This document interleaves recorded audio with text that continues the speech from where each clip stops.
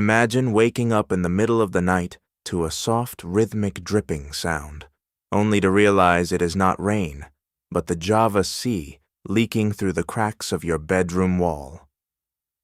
In the northern coastal districts of Jakarta, this is not a hypothetical nightmare, but a daily, agonizing reality for millions of people who live their lives on the very edge of a planetary catastrophe.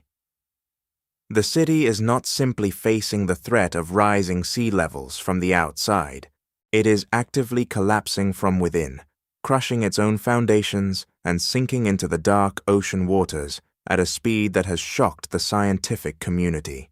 It is the fastest sinking megacity on Earth, and its time has officially run out. To understand the sheer scale of this disaster, one must look at the map of Indonesia. For nearly 5 centuries, Jakarta has been the beating heart of this massive archipelago, serving as the undisputed center of economy, politics, and culture. Today, it is home to over 10 million people, with another 30 million living in its sprawling, hyper-dense metropolitan area. But this massive, glittering concrete jungle of skyscrapers, highways, and historic neighborhoods was built on a fragile geological foundation that was never meant to support such an immense weight. The story of Jakarta's physical collapse is deeply tied to its history and the choices of its early builders. Jakarta is built on an alluvial plain, a flat, swampy delta where 13 muddy rivers converge and empty into the Java Sea.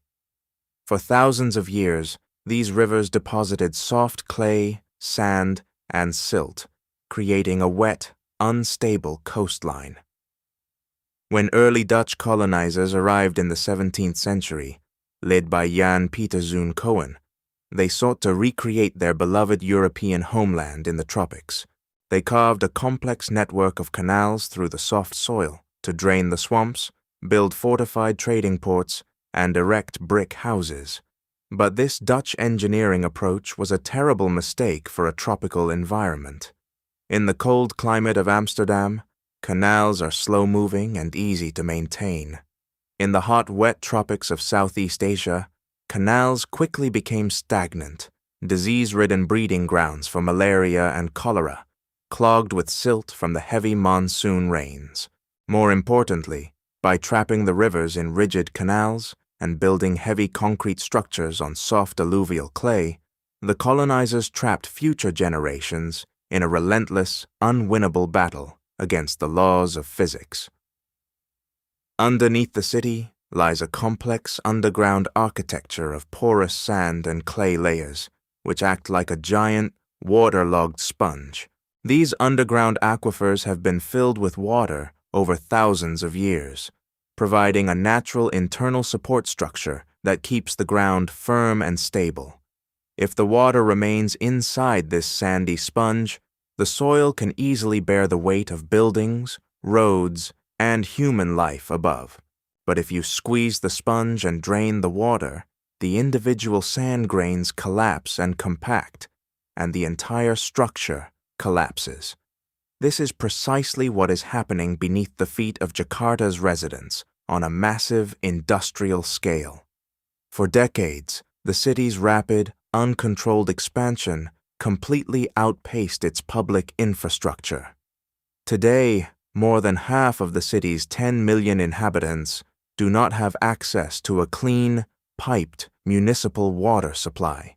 To survive, millions of households, commercial malls, luxury hotels, and industrial factories have resorted to drilling their own private, unregistered wells deep into the earth. Every single day, millions of gallons of water are pumped out of these deep aquifers, leaving vast, empty cavernous spaces in the sediment layers below. Without the hydraulic pressure of the water to support it, the soft clay and silt layers compress under the heavy load of the concrete city above. The ground is literally compacting, causing the surface to sink lower and lower with every passing year. This process is known as land subsidence, and in Jakarta, it has reached a terrifying, runaway velocity. While famous sinking cities like Venice, Italy, or New Orleans, Louisiana, drop by a few millimeters annually, parts of North Jakarta are dropping by up to 25 centimeters every single year. That is 10 inches of vertical descent annually, a speed that is completely unprecedented in modern history. Entire neighborhoods that were once well above sea level are now sitting several meters below the high tide line, separated from the ocean by nothing more than a fragile, cracking concrete seawall. The geological collapse of the surface has triggered a cascade of architectural failures across the city's infrastructure. Roads are cracking open in jagged patterns as different sections of land sink at uneven rates. Major highway overpasses and bridges must be regularly closed or reinforced as the sinking ground distorts their supporting pillars. In many areas, bridges have sunk so low that boats can no longer pass beneath them on the canals. Even the city's sewer system has begun to fail. Because the land is no longer sloped toward the sea, wastewater can no longer drain using natural gravity. Instead, sewage stagnates or flows backward into the streets, creating a severe public health hazard. If you walk along the coast of Muara Baru or Penjaringan in North Jakarta, the reality of this silent collapse is impossible to ignore. Here, a massive concrete barrier stands as the only shield protecting thousands of homes from the open sea. When you look at the barrier, you realize a terrifying truth. The ocean is actually sitting higher than the roofs of the houses behind it. On the seaside of the wall, boats float at a level that is eye-line to the second-story windows of the homes on the dry side. The concrete wall itself is under immense, constant pressure, showing deep fissures and wet patches where salt water is slowly but surely weeping through. Every few years, as the land sinks further, the seawall must be built higher, layered with new concrete to keep the rising tides at bay. But this is a temporary fix for a terminal disease.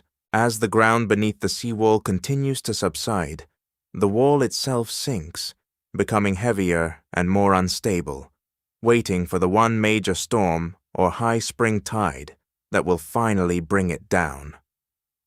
The consequences of this rapid subsidence are already devastating the daily lives of Jakarta's poorest residents. In many coastal districts, the ground has dropped so much that gravity no longer allows river water to drain naturally into the sea. Instead, the rivers clog, flow backward, and spill into the streets. During the monsoon season, even a moderate downpour can trigger catastrophic floods that submerge entire neighborhoods in chest-deep, toxic water for weeks at a time. For the people of Jakarta, the water is an inescapable enemy that invades from all directions. It comes from the sky as heavy tropical rain, from the rivers that overflow their banks, from the sea that threatens to breach the crumbling walls, and from the ground itself as rising water tables seep up through the floors of homes. Many residents have had to raise the floors of their houses 3 or 4 times over the past 2 decades, slowly sacrificing their high ceilings and doorways until they are forced to crawl into their own living rooms. Eventually, the ground sinks so low that the home becomes entirely uninhabitable, abandoned to the stagnant green swamp water where mosquitoes breed and trash floats. This constant loss of homeland has triggered a profound psychological phenomenon known as solastalgia. The distress and grief caused by the degradation of one's home environment while still living in it. Inhabitants of North Jakarta watch the streets they played on as children slowly disappear beneath permanent green swamps or rising sea tides. The familiar landmarks of their youth are swallowed by concrete seawalls, leaving them with a sense of displacement and loss, even though they have never left their neighborhoods. They are refugees of climate and subsidence, stranded on a sinking coast that was once a thriving gateway of trade. This crisis has also given rise to a shadowy economy known as the water mafia. Because the municipal government cannot supply water to the entire population, illegal water cartels have taken control of the water distribution in the poorest neighborhoods. They tap into municipal lines or pump groundwater illegally, selling it at highly inflated prices to families who have no other choice but to buy. This leaves impoverished families paying up to 10 times more for dirty water than wealthy residents who live in the southern suburbs, where municipal water is readily available and the ground sits 50 meters above sea level. This extreme socioeconomic disparity is written directly into the topography of the city. The poor are literally sinking into the sea, while the wealthy remain dry on higher ground. To make matters worse, a fierce local political debate has erupted over how to manage the 13 rivers that slice through the city. The government has pushed for river normalization, which involves widening the channels and lining them with steep, rigid concrete walls. While this speeds up the flow of floodwaters, critics argue it does nothing to stop the land's subsidence and destroys the natural river ecosystems. Environmentalists instead advocate for river naturalization, a process of restoring the natural, winding riverbanks, planting soil-absorbing vegetation, and creating wetlands that can act as natural sponges to absorb excess rainwater and recharge the depleted underground aquifers. This debate highlights a deeper philosophical conflict. Should the city continue to fight nature with concrete, or should it learn to adapt and work with the natural water cycle? In a desperate bid to save the metropolis, the Indonesian government proposed some of the most expensive and ambitious engineering projects ever conceived. The most famous of these was the Great Garuda Seawall, a massive multi-billion-dollar coastal development project designed to seal off Jakarta Bay. The plan called for the construction of a colossal 32-kilometer outer sea wall shaped like the Garuda, a mythical bird and national symbol of Indonesia. Behind this wall, a massive artificial lagoon would be created, complete with 17 luxury reclamation islands, residential areas, and business districts. The Great Garuda was presented as a definitive shield against the ocean, a monument to human engineering that would lock the sea outside and secure Jakarta's future for the next century. But the project quickly ran into a wall of scientific and ecological criticism. Geologists pointed out a fatal, paradoxical flaw in the plan. Sealing off the bay would do absolutely nothing to stop the land's subsidence. The city would continue to sink just as fast inside the artificial lagoon as it did before. Furthermore, the 13 rivers that cut through Jakarta are highly polluted with untreated sewage, industrial chemical waste, and domestic trash. If you build a giant outer wall and block the bay, you turn the waters behind the wall into a stagnant, toxic, open-air cesspool. Without a multi-billion-dollar cleanup of all 13 rivers, a task that would take decades and cost more than the wall itself, the Great Garuda would create an environmental catastrophe of epic proportions. As the years progressed, the political, financial, and ecological costs of maintaining Jakarta became an unbearable burden. The city was not only sinking, but it was also choking on its own success. Extreme traffic congestion costs the Indonesian economy over $5 billion annually in lost productivity, while air pollution has reached levels that routinely place Jakarta among the most toxic cities on the planet. The city was congested, polluted, and literally drowning. It was against this backdrop of imminent collapse that President Joko Widodo made an announcement that shook the geopolitical landscape of Southeast Asia. In August 2019, he declared that the government would take a radical, unprecedented step. They would abandon Jakarta as the nation's capital. This was not a decision to simply move government offices to a nearby suburb. It was a plan to build a brand new, futuristic capital city from scratch, located over 1,200 kilometers away on a completely different island. The chosen destination was East Kalimantan, on the massive island of Borneo, a land of ancient rainforests, rich biodiversity, and deep cultural heritage. The name of this new capital would be Nusantara, an ancient Javanese term meaning outer islands or archipelago. To build a new capital city from scratch in the middle of a tropical jungle is a task of titanic proportions. The project, estimated to cost over $34 billion, represents one of the largest infrastructure undertakings of the 21st century.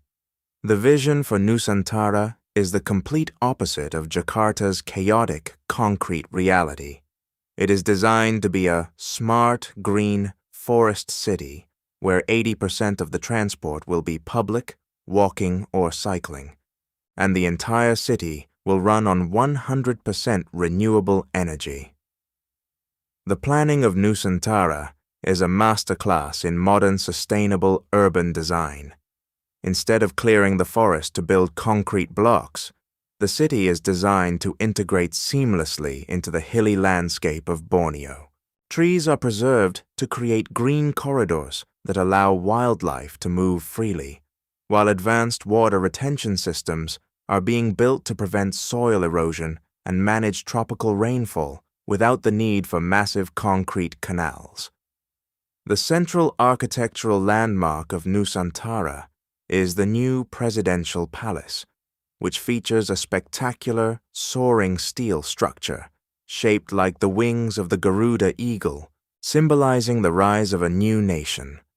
To secure water and electricity for this new jungle metropolis, engineers are building massive new reservoirs, such as the Sepaku Semoy Dam, and installing vast solar farms across the rolling hills. But building a capital city in the middle of Borneo is not a simple walk in the forest. East Kalimantan is heavily scarred by decades of coal mining, oil drilling, and palm oil plantations. In many areas, the ground is littered with abandoned, toxic, open-pit coal mines that leak acidic water into the local rivers. Before Nusantara can rise as a green paradise, the government must undertake a massive environmental restoration campaign to heal the land and clean the soil. Furthermore, the grand vision of Nusantara met with fierce skepticism from environmentalists and local indigenous communities. Borneo is home to some of the oldest rainforests on Earth and is one of the last remaining natural habitats for endangered species like orangutans, pygmy elephants, and clouded leopards. While the government maintains that the capital is being built on degraded commercial eucalyptus plantations rather than pristine jungle, experts warn that the massive influx of millions of new residents, roads, and infrastructure will inevitably accelerate deforestation and fragment vital wildlife corridors. For the indigenous peoples of East Kalimantan, such as the Dayak tribes, the rise of Nusantara brings a different kind of anxiety. For generations, these communities have lived in harmony with the forest, relying on the land for their survival, medicine, and spiritual identity. The sudden arrival of a multi-billion-dollar megacity threatens to displace these communities, swallowing their ancestral lands and diluting their unique cultural heritage in a sea of modern development. Meanwhile, back on the sinking island of Java, a haunting question remains. What will happen to the 30 million people left behind in Jakarta? Moving a capital city is a highly complex administrative process, but it only involves moving government ministries, foreign embassies, civil servants, and military headquarters. The vast majority of Jakarta's population, the factory workers, the street vendors, the fishermen, and the corporate employees, cannot simply pack up and move to Borneo. the commercial and financial heart of Indonesia, will remain in Jakarta, meaning the city will continue to be a bustling, high-density metropolis, even after the politicians have left. The abandonment of the capital status risks leaving Jakarta in a state of double vulnerability. Without the prestige and direct funding that comes with being the nation's capital, there is a very real danger that investment in Jakarta's critical flood defenses and water infrastructure will slow down.